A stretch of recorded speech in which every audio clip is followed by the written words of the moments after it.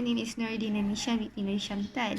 So today I'm going to talk about curriculum design that I want to use for my school, and this is what my groups, which is myself and my teammates, discuss about what curriculum design that we want to use for our school. When we talk about kindergarten, when we talk about curriculum design, what kind of kindergarten that we want to open? Okay, let me tell you a story. When I was kid, when I was like, I guess about kindergarten, 5-6 years old, I love to watch Barbie. Okay, I really love to watch Barbie. So every Barbie's movie, I watch it during that time, but not now, even though I do watch sometimes now. Okay, so when I watch Barbie's movie, one of my favorite Barbie's movie is called Barbie Princess Charm School. Okay, basically in that movie, it shows that princess school, princess school, but Barbie's version. Okay, like there's a lot of pink, a lot of pastel colors, a lot of beautiful things. There's a lot of beautiful things and a lot of things that every girl want to go or want to have in their life, even though it is not exist. Okay, it's not exist at all. Okay, so in that movie, basically they show about princess school.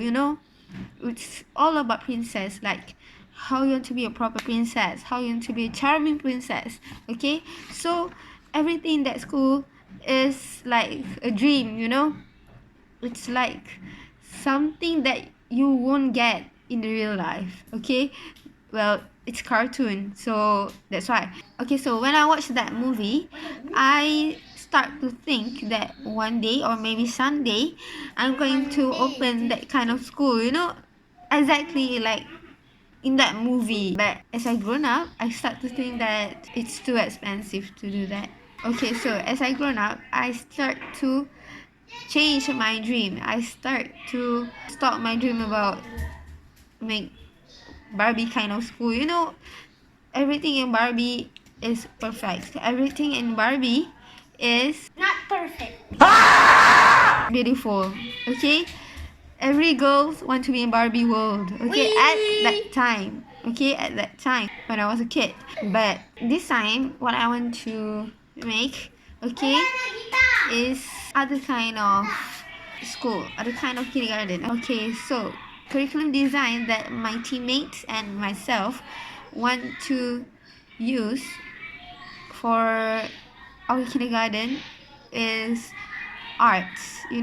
It's focused on arts. Okay, it's focused on arts. What I mean is every activity or everything that kids learn in that school, in our school, they will always use arts more than other things because our school will focus on arts. Okay, so why we focus on arts? Okay, we know that kids love to do something creative, love to do something that have rainbow colors, love to do something that they want to explore. They love to explore something that catching their eyes, and that kids loves something that colorful, and that's why we focus on arts. Okay, other than that, we use arts because we know that there are kids who love to be creative in many ways. Okay, so in our curriculum design for our school, for our activity in our school, we based on KSPK, which means Curriculum Standard Prasekolah Kebangsaan. Okay, as I know, in KSPK there are a lot of methods in there. So there are such as Montessori and high school curriculum. So for Montessori, we choose because in Montessori curriculum or method, there are principles of Montessori approach. So the first thing in that principle, which is they use simple to complex, which means teacher teach students from simple things, then move to complex things. Other than that, in principle of Montessori approach, it also have independent learning, which means what I understand is teacher only guides students when they do their activity, not helping students like do the activity for students, but teacher only guides students. So with that guidance, children can independent learning something. Okay, for another method, it is high school curriculum method. In high school curriculum method, there are high school wheel, which is in that wheel, first thing, there are active learning initiative development indicators. So in that wheel, there are 4 sections. Okay, the first section is adult-child interaction, which means when children want to learn something or anything, they must have adult with them. That's why in kindergarten or any school there are teachers to guide them or teach them. But the adult here doesn't mean that it's only teachers. It's also talking about parents, okay, guardian. This means every time children want to study or every time children want to learn something or explore something, they need adult with them. Okay, next we go to the second section. For the second section, okay, in high school wheel, okay, which is teacher need to do activity in learning experience, which means teacher need to do activity that can give learning experience to children, okay, such as by using areas, materials, okay, that can give learning experience to children. Okay, we move to another section, the third section. In the third section, in high school wheel, is daily routine. In this daily routine, it includes small group, large group, or other example is like children start to take breakfast at 8 or 8:30 a.m. at their school, and then after breakfast there is maybe a circle time. So that's a daily routine, because in circle time they do usually start to learn something new. In that circle time, it can be a story time or it can be sharing moment. Okay, like it can be like you get to know with children at that time by asking whether the children is in good condition. How are children at that day? Okay, now we move to the final section of high school wheel. Okay, for the final section of high school wheel is assessment. As we all know, everything that we teach or everything that teacher teach to children, of course teachers want to know their assessment. So let's say the objective of my class today is that children know what bacteria looks like, whether the children understand or get what teachers teach to their children on that day. Okay, in assessment, teachers can use worksheet to see the assessment of their children. Okay, by that way, by use worksheet. Okay, that's one of the example. Okay, so now I move on to the example of activity that we use for our school, for our curriculum design, which is, as I said just now, for our school we focus on art.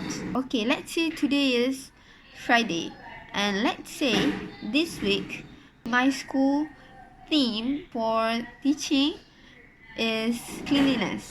So since this week is all about cleanliness, so today let's say I'm going to teach my children about bacteria. So let's get started. So as we know that every teachers need to make a lesson plan before they start their class, before they start teach children. Okay, for my lesson plan, for introduction, I'll start with random activity, which means I start with chatting with children about cleanliness. And then for my first step, okay, I start to teach or give information to teach children how to pronounce bacteria, or in Malay we call it kuman. Okay, I start to teach children how to pronounce kuman at that day, which means in this first step, I try to teach children how to say